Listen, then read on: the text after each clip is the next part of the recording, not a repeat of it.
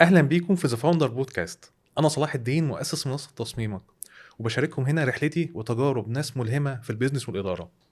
في كل حلقه هيكون معانا ضيف عنده تجربه واقعيه، مش بس كلام نظري. تجربه، اخطاء، محاولات فعلا غيرت حياته. فلو انت اول مره تشوفنا، وده اكيد لان دي اول حلقه، ما تنساش تعمل لنا لايك وتشترك في القناه عشان تشوف كل حلقاتنا الجايه. الحياه علمتني ان مش كل تجربه بتكون سهله، بس كل تجربه لازم يكون فيها درس. ضيفنا النهارده انا مش بس اعرفه، انا شاهد على تجربته ورحلته. معانا النهارده دكتور محمد نوح.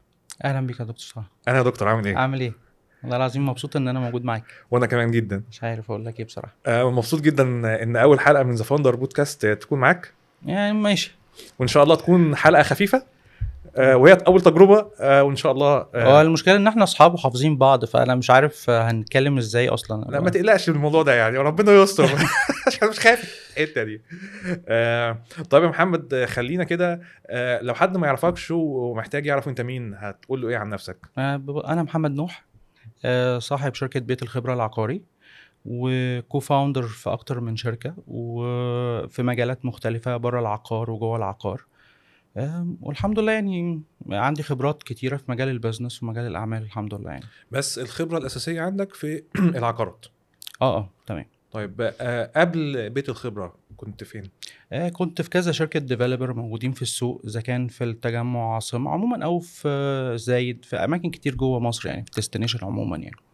كان شغلك فيها عبارة عن ايه كنت يعني تدرجت طبعا في الوظائف، لحد تيم ليدر، سيلز مانجر، سيلز دايركتور، كوميرشال دايركتور. عادي الترتيب الطبيعي بتاع أي حد موجود جوه شركة ديفلوبر يعني. طيب، تقريبا خبرة العقارات دي كانت كام سنة؟ يعني الستارت تقريبا كان من 2015 او قبل كده بشويه صغيرين، مش كتار يعني. 10 سنين تقريبا يعني. يعني بتنتكلم في كده بس الحمد لله، لان انا كان عندي خبرات سابقه في البيزنس عموما وفي الاداره وفي في الجزء بتاع المبيعات والكلام ده. مجرد ان انا مسكت طرف الخيط والدنيا مشيت معايا، فالحمد لله كنت مميز جدا في الفترات دي كلها، فكنت باخد تسلسل وظيفي بسرعه يعني، ما كنتش بتاخر. طيب، الحمد لله. قبل العقارات كنت بتعمل ايه؟ قبل العقارات كان عندي برضو بيزنس خاص بيا، كان خاص بالفرنيتشر والأساس واختيار المعارض، اختيار الأماكن الكوميرشال اللي احنا نعمل فيها المعارض، فكان ليها علاقة برضو بجزء العقارات برضو يعني. ده من ضمن الحاجات اللي خلتني أخدت قرار في العقارات بسهولة يعني، لأن أنا كنت مسؤول كمان عن اختيارات الكوميرشال، الأماكن المعارض بتاعة الشركات العقارات اللي أنا كنت موجود فيها، وكان عندنا طبعا مواصفة معينة، وكنا بندور ازاي يبقى المعرض بتاعنا مميز، لان كان اهم حاجه الترافيك جنريت بتاع المعرض، هو ده اللي بيخلينا نقدر يعني يبقى المعرض جايب مبيعات كويسه جدا. وهي بالبلدي كده الكوميرشال بيبقى محتاج لوكيشن، والاهم حاجه انه يبقى برايم لوكيشن كويس. انا حاسس كده ان انت كنت الاول، يعني عميل قبل ما تبقى سيلز يعني، في العقارات. دي حقيقة. طول الفترة عموما يعني، طول حياتك انت بتبقى عايز الأول تشتري لنفسك حاجة كشقة أو مكان تسكن فيه في فترة الجواز، فده انت في حد ذاتك انت كنت عميل. لما كمان وانا في المجالات اللي قبل كده، قبل المجال ما انا اخش مجال الريل استيت، كان جزء من شغلي ان انا كنت مسؤول عن الماركتينج وقطاع الماركتينج في كذا شركة، فكان الأهم حاجة بالنسبة لي ان انا اختار اللوكيشن، المعارض بتاعت الشركات اللي انا شغال فيها، وطبعا كنت بختار برايم لوكيشن. والجزء اللي انت بتتكلم عليه ان انت تبقى عميل، لما انت بتروح يبقى انت الطرف التاني اللي موجود في الصفقة دي او عموما يعني، بتبقى عارف متطلبات الطرف الاساسي اللي هو العميل، فبتوفرها له بسرعة، وده عنصر من عناصر النجاح يعني. فدي خلتني مميز جدا في حتة الكوميرشال يعني. هو طبقا لكلامك كده، بيت الخبرة ما كانتش اول تجربة بيزنس ليك، صح كده؟ لا، دي مش اول تجربة، كان ايه ومش الاخر ان شاء الله برضو. ان شاء الله. مم. طيب، كان ايه اللي قبل كده في قبل بيت الخبرة؟ انا دايما بحب ابقى شغال في الحاجه اللي انا فاهم فيها قوي يعني، ولما افتح بيزنس يبقى في المجال اللي انا متخصص فيه في فترات كبيره. كان المجال اللي قبل كده او البيزنس بتاعي كان مجال الفرنتشر. الحمد لله برضو كنت مميز فيه جدا، وكنت يعني بحقق ارقام حلوه جدا في المبيعات، اذا كان كنت سيلز او مدير معرض او ان انا كنت مسؤول عن شركه كامله او كده. فده خلاني ان انا اقرر ان انا خلاص عندي الخبرات الكافيه ان انا افتح البيزنس بتاعي. هو انا وخدت مش عارف ينفع اقول الكلام ده ولا لا. بس انا الفرش بتاع المكتب بتاعي اول حاجه اشتريتها خالص كانت من عند محمد. إمم. لأ والfurniture بتاع البيت عندك. لا ده لما اتجوزت كمان. بس انا آه. بتكلم ان اول تجربه خالص في شراء الفرنتشر في المكتب عندي كانت اشتريت من عند محمد. الحمد لله. ومكتب على فكره بجد المكتب ده لسه عايش لحد دلوقتي. أكيد يعني لازم يبقى عايش عشان معمول بمواصفة كويسة والله ده يعني. كان وتقيل قوي يا اخي. هو يعني حسب طريقة الصناعة، مش شرط اه إن يبقى الفurniture تقيل إن هو يبقى جودته عالية، بس هو إحنا كنا بنعمل التفاصيل اللي كانت مناسبة ساعتها للمكان طبقًا للمواصفة اللي أنت بتتكلم عليها. طبعًا قبل الfurniture كان في مجالات كتير كنت شغال فيها يعني. هو الحمد لله القدر خلّاني إن أنا ماشي في اتجاه معيّن في المجال، إن أنا دايمًا في اتجاه من أي حاجة موجودة جوّه البيت عندك. يعني اشتغلت الأول في بيع الأقمشة أيام ما كنت لسه في الدراسة، كنت شغال في شارع الأزهر في بيع أقمشة. طبعًا القماش عندك في البيت إذا كان مراتب أو كنب أو كده أو تنجيد يعني عمومًا. بعد كده دخلت في مجال الfurniture برضه أيام الدراسة، برضه في وسط البلد في شارع محمد فريد، وده كانت فترة بصراحة من ضمن الفترات المؤثرة جدًا في حياتي، خلّتني فاهم أو حددت أهدافي بشكل كبير. ربنا وفقني إن أنا كان معايا مدير ساعتها راجل خبرة كبيرة جدًا، يعني أتمنى له الخير دايمًا في حياته يعني هو وأسرته. ينفع أذكر اسمه؟ طبعا. الأستاذ ضياء. ما أعتقدش إن هو ممكن يكون بيشوف السوشيال ميديا، بس يعني أتمنى إن هو يكون صحته بخير يعني، وأتمنى له دايمًا الخير هو وأولاده. هو ليه فضل كبير عليّا جدًا إنه فهّمني يعني إيه بيع. تحيه كبيره للاستاذ ضياء يعني. بصراحة يعني فهّمني يعني إيه بيع، فهّمني إن أنا لمّا آجي أبيع منتج فاقد الشيء لا يعطيه، لازمًا أبقى فاهم أنا بابيع إيه بالضبط وإيه مميزاته وإيه عيوبه، وأوضّح العيوب بتاعته بالضبط للclient بحيث إن هو يبقى من الآخر فاهم هو بيشتري إيه بالضبط. ده بيبني ثقة ما بيني وما بين العميل، بتخلّيه إن هو لمّا ييجي يحب يشتري ده تاني بيرجع لي. فأنا أكنّك بتعمل محفظة عُملا موجودة معاك دايمًا في كل المجالات اللي أنت بتعملها. انا دايما بقول إمم. ان كل خبره وكل تجربه في السنين اللي قبل السنين الاحترافيه زي ما نقول، هي إمم. بعد التخرج من الكليه، كل تجربه في الوقت دوت ليها اثر بعد كده. يعني لو حتى واحد نزل يشتغل ايام الكليه او حتى قبل الكليه، ولو شغلانه بسيطه جدا، بتفرق في شخصيته وفعلا بتفرق في خبرته في تجاربه بعد كده. وده واضح يعني هي اكيد اثرت، كل ده اثر. الفكرة لمّا أنا اتخرّجت ورُحت أشتغل في شركات بقى خلاص تعيينات وكده، مش مجرّد إن أنت شغّال أيام الدراسة، ناس كتير جدًا كانت بتستغرب طريقة تفكيري وطريقة شغلي، وإن أنا متعوّد على الشغل ده، مع إن أنا ممكن يبقى زمايلي متخرّجين معايا. عظمك ناشف. ما شُفت كتير، مم. اتعاملت كتير، خصوصًا لمّا بتيجي تكون شغّال في مكان أصلًا سوق. مم. يعني لمّا باكلّمك على شارع الأزهر والتعامل مع العُملا والتعامل مع العُمّال والتعامل مع التُجّار، فده في حد ذاته تُقل، بيدّيك تُقل حتى في التفكير في الbusiness أو صحيح. الكلام ده.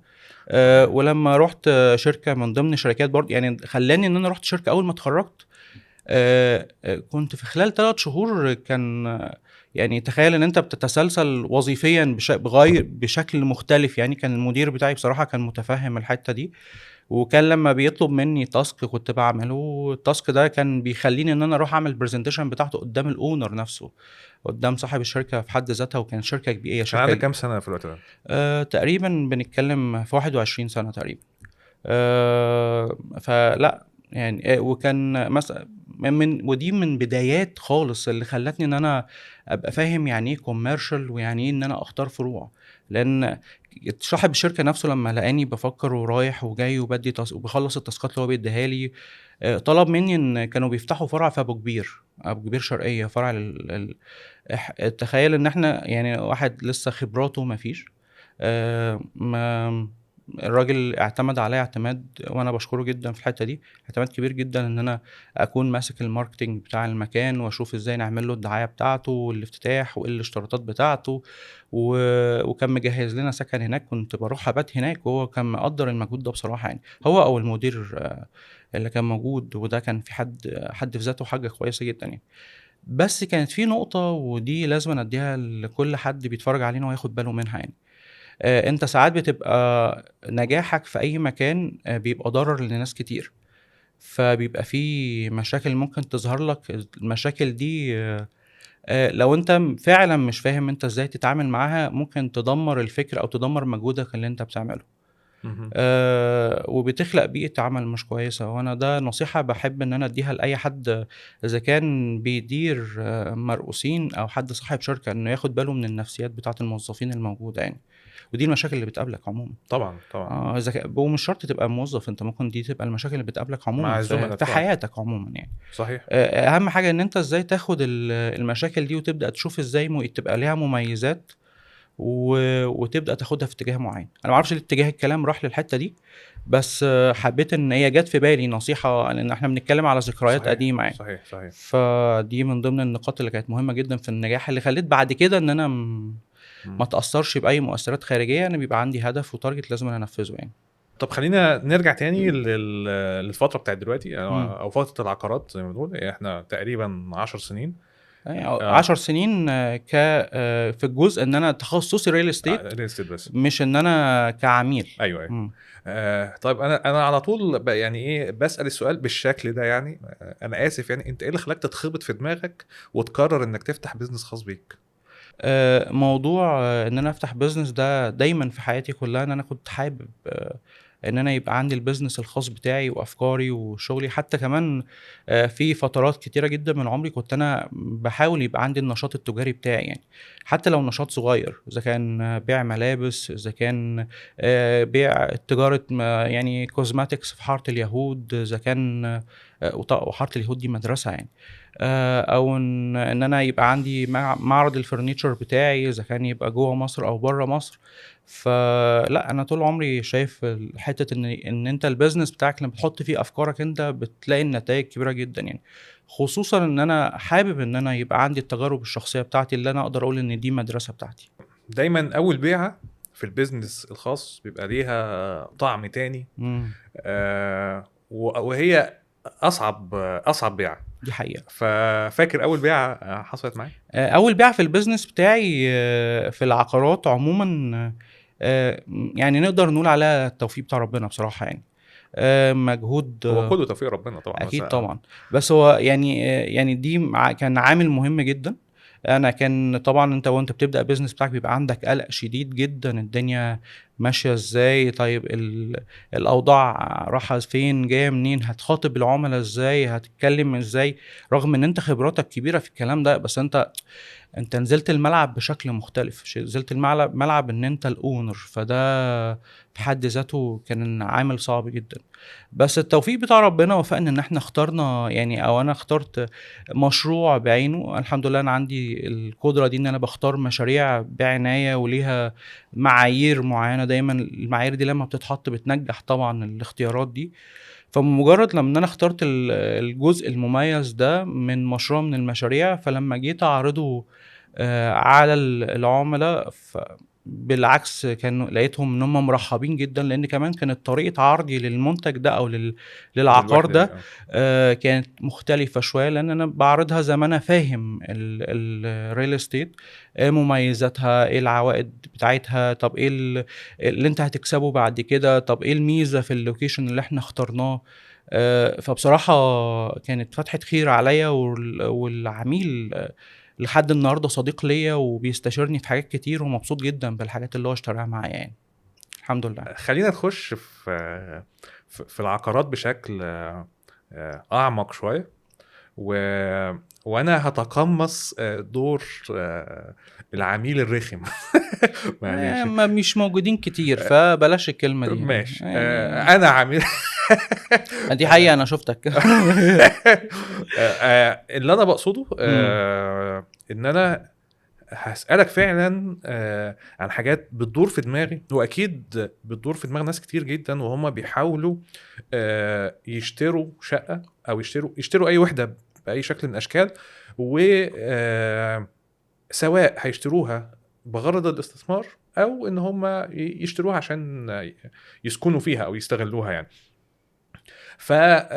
خلّيني أسألك أول سؤال خالص، لو أنا عايز أبتدي في العقارات يعني أو أجيب شقة أو حاجة، أبتدي منين؟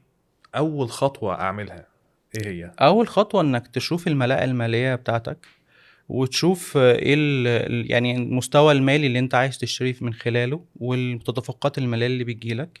لازم تدرس ده لان ده اهم عامل من العوامل اي مشروع انت بتفتحه عموما بقى في العقار او مش في العقار، انك بتشوف راس مالك عامل ازاي. فراس المال لما بتبقى انت دارسه وعارف التدفقات الماليه بتاعتك بتبقى عارف تختار الموضوع او الوحده المناسبه ليك، لان انت اختيارك للوحده المناسبه دي هيبقى قايم على معايير كتيره جدا، اهمها ان انت يبقى انت فاهم تعرف تدفع مقدم قد ايه، تعرف تدفع اقساط قد ايه. بغض النظر بقى ان في معايير اساسيه موجوده زي اللوكيشن، زي مين المطور، زي عدد سنين التقسيط او الكلام ده. بس انا يعني انا اللي يهمني ان انا لما انصحك النصيحه دي ان انت بتبقى داخل الاستثمار ده بيبقى هدفك ان انت يبقى فيه تدفقات ماليه والاستثمار الناجح. وانا مش عايزك تبقى انت داخل لمجرد ان انت بتاخد التجربة بدون دراسة مالية لاحتياجاتك، عشان الموضوع ما يتحولش ببساطة جدا يبقى عبء عليك. لان طبعا الاقساط لو انت مش دارس فعلا انت تقدر تدفع قد ايه في الشهر او الكلام ده، الموضوع يتحول عبء عليك وهيبقى فيه مشاكل كتيرة طبعا، لان انت بتبقى بتدور على استثمار ناجح بيتحول لفشل بسرعة يعني. طب خلينا نتكلم في جزء ودي خناقه موجوده في كل حته يعني، الذهب ولا العقار؟ سؤال موجود وبيتسأل لنا كتيرة جدا. بس خلينا نتكلم كلام واقعي على أرض الواقع، احنا موجودين دلوقتي. الذهب طبعا حافظ للقيمة بشكل كبير جدا. يعني ان انا لو انا عايز امر بمرحلة زمنية معينة او امر باي نوع من انواع الانفليشن الموجود في السوق، مثلا من مرحلة لمرحلة، لمجرد ان انا يعني بمرر المال مرحلة زمنية بنفس الفاليو او بنفس القيمة اللي موجودة عليه الفلوس، القيمة الشرائية ده انا اقصده يعني. فانت الذهب هيبقى انجح حاجة بالنسبة لك. يعني انت هتلاقي نفسك ان انت مثلا لو انت معاك قيمة ذهب وليكن بتشتري مثلا يعني بيت، هتلاقي نفسك ان انت بعد فترة زمنية معينة هتيجي تلاقي نفس الذهب ده بيشتري لك نفس البيت. الفلوس قيمتها ما بتزيدش، يعني ما بتكبرش، هي نفس القيمة من نفس نفس القوه الشرائيه القوة يعني. الشرائية الموجودة عندها. طيب العقار، لو احنا الخناقة بقى اللي انت بتشرحها لنا، العقار مختلف تماما.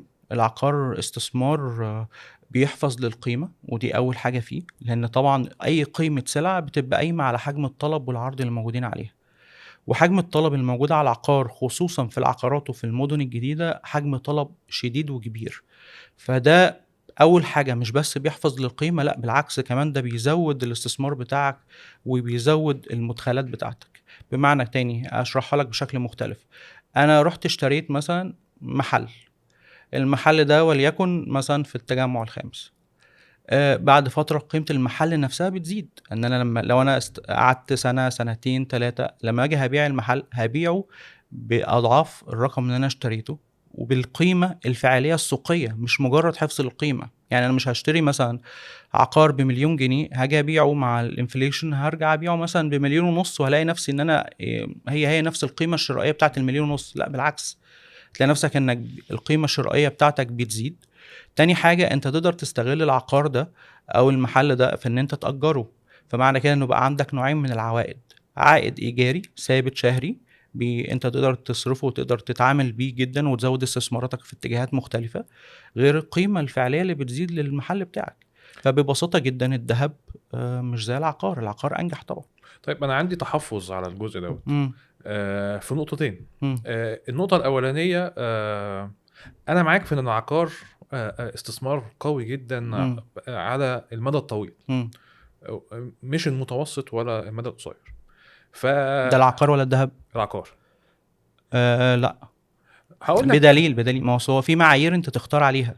يعني لما المعايير دي لو انت اخترت عليها العقار سليم، انت مش مدى طويل، انت ممكن في طفرات في سنة وفي سنتين وفي 3 يبقى عندك الضعف.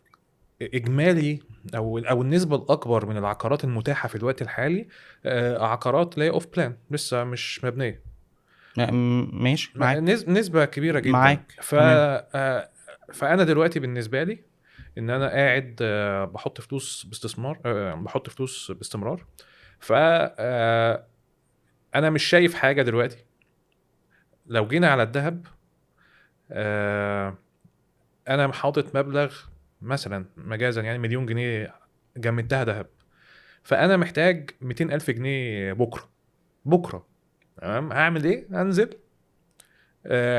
هغير الذهب ب 200,000 جنيه وارجع على طول. لأ، مع في الحالة اللي أنت بتتكلم فيها دي، أنت بتتكلم على سيولة، مش بتتكلم على فلوس أنت حاططها للاستثمار. يعني أنت يعني أنت ممكن يبقى الدهب بالنسبة لك ده دهب، وممكن يبقى بالنسبة لحد تاني دولار، بالنسبة لحد تالت جنيه. في الأول وفي الآخر أنت بتتكلم على سيولة نقدية موجودة معاك، مش على جزء من الاستثمار. سهولة البيع في الدهب ده قايم على أساس إنه سيولة، مش على أساس إن أنت بتستثمره. دي أول نقطة. تاني نقطة، الدهب بيخش في نطاق البورصة، فالنهارده لو أنت بتشتري الجرام ب4000 جنيه مثلًا، بكرة ممكن يبقى ب4600، بعد بكرة ممكن يبقى ب3900، وده حاصل فعلًا وإحنا بنشوفه دلوقتي في بورصة الدهب، الدهب طالع نازل. فهو زي ما قُلت لك، هو حافظ للقيمة، وأنت الطريقة اللي أنت بتتكلم عليها دي طريقة سيولة مش طريقة استثمار. أنت عايز تسيّل دلوقتي، تمام، أنا معاك سيّل. ودايمًا التجارة لمّا أنت بتيجي تشتري، في قاعدة لازمًا تبقى حاططها في دماغك، اللي هي اشتري اللي تقدر تبيعه. يعني ودي سلعة موجودة أنت تقدر تشوفها في حياتك. يعني إيه تشتري اللي تقدر تبيعه؟ ويبقى في سهولة في البيع، إنك تشتري الحاجة اللي عليها طلب مستقبلي. يعني لمّا تيجي تشتري عربية، أنت بتروح تشتري الbrand اللي بيتباع، بتروح تشتري الماركة اللي بتتباع في ساعتها، وده مخلّي في براندات موجودة في مصر سعرها عالي، لإن هي عليها طلب أكتر من براندات أقوى منها مثلًا، وده طبيعي لو إحنا بنتكلم في مجال تاني غير برّه العقار. طب تعالَ نطبّق ده جوّه العقار، هتلاقي نفْسك إنك لمّا تحط معايير واشتراطات مضبوطة للعقار اللي أنت بتشتريه، إذا كان off plan أو إذا كان مشروع قائم أو استلام فوري أو أي حاجة من طرق الاستلامات اللي موجودة، لمّا تحط معايير النجاح هتلاقي نفْسك إن أنت الاستثمار بتاعك بينجح وتقدر تسيّله في أي وقت. يعني في ناس كتير بتقع في مشاكل بخصوص شرا العقار، إن هو بيستسهل إن هو يلاقي أرخص وحدة يشتريها، طريقة سداد طويلة، مش عارف إيه، لكن دَوّر على المعايير المضبوطة للعقار اللي إحنا هنقولها دلوقتي ونشرحها. هتلاقي نفْسك إن أنت تقدر تسيّل العقار ده في أي وقت، تقدر تكسب منه في أي وقت. عكس الدهب تمامًا. الدهب أنت تقدر تسيّله، وهو مجرد حفظ للقيمة مش مكسب. بس انا عندي تحفظ في العقار على ان انت تقدر تسيله في اي وقت. دي انا عندي تحفظ هنا. ما تقنعنيش ان انا هعرف ابيع بشكل كبير شقه في اسبوع مثلا. ممكن بعض الشقق تتباع في اسبوع، لكن بشكل عام لأ، في آه، بعض الشقق ما دام اختيارها موفّق، أنت ممكن وأنت بتعرضها تبيعها. بس النسبه الاكبر المتاحه. ما هو قايم على الاختيار الناجح، مش قايم لمجرد إنك بتختار وخلاص. دي أول نقطة. تاني نقطة، أنا عايزك تفرّق ما بين الاستثمار والسيولة النقدية اللي معاك. وده طبيعي في أي حد بيقرر استثمار، إن هو بيبُص على المبلغ اللي معاه، بيخلّي فيه جزء منه سيولة يبقى موجودة معاه عشان القرارات السريعة زي ما أنت بتتكلم دلوقتي، والجزء التاني الجزء الخاص بالاستثمار. طيب خليني اقول لك، ودي يعني ده وجهه نظري في الجزء دوت. وانا بشتري عقار من الاول ابقى عارف انا هبقى محتاج الفلوس دي امتى. يعني لو انا فعلا هبقى محتاج الفلوس دي في خلال 3 سنين، او مثلا في خلال 4 سنين 5 سنين، اشتري في حاجه هينفع تتباع بسرعه. لكن لو انا مثلا بحوش اقساط، فالحاجه هتقعد مده اطول، اكتر من 5 سنين، فاقدر اشتري باريحيه اكتر طالما انا مش مزنوق في الفلوس. يعني انا مش بس بشيل الفلوس عشان اقدر ارجعها مره لأ، تانية. هو في نقطة يا دكتور عايزين بس نبقى واخدين بالنا منها. اللي بيستثمر بيبقى بيستثمر في الفائض المالي اللي موجود معاه، مش بيستثمر في كل الفلوس اللي معاه. يعني يعني دايمًا عشان تستثمر مش في العقار بس، عمومًا أنت بتستثمر في الفائض اللي برّه الاحتياجات بتاعتك، عشان ما تقعش في أزمة مالية. وده الجزء اللي إحنا كنا قلناه، اللي أنت شوف الملاءة المالية بتاعتك عاملة إزاي عشان تقدر تستثمر صح. الفائض بتاعك ده هو ده اللي بيخلّيك تقدر تختار مضبوط. والعقار زيه زي أي استثمار ضخم وتقيل وعوائده بتبقى كبيرة، فبيبقى محتاج وقت من الزمن عشان تقدر تستفاد منه. كمان العقار غير أي جزء تاني، إن بيبقى فيه ساعات عوائد شهرية موجودة لو أنت هتشتري عقار already موجود وتقدر تأجره في أي وقت. وحجم الفلوس اللي أنت هتستثمر فيها هي دي اللي بتبين لك أنت تقدر تكسب قد إيه.